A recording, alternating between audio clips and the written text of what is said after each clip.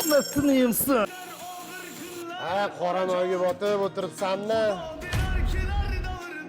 Muzde ofisda mana bunaqa mashinalarda telefonni o'zidan soqqa qilib tashlashim bo'lmaydimi? Bilmagan narsamga burnimni tiqib nima qilaman? Bilimsiz harakat nolga teng.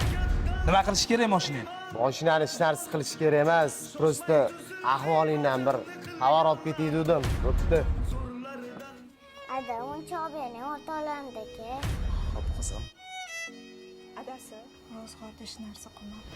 Bolam, ko'chaga chiqib ketayotgan bo'lsang, mazam bo'lmayotgandi. Dorilarimni olib kel, qolmagandi.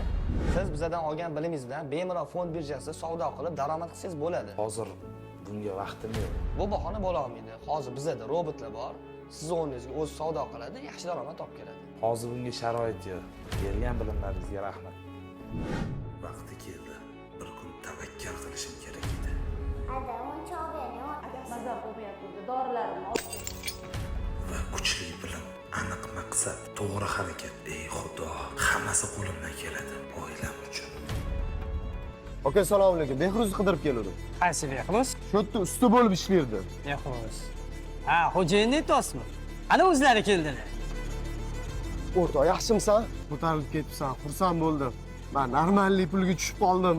Piramida ekan. Oson kelayotgan pulga maqtanishni hamma biladi.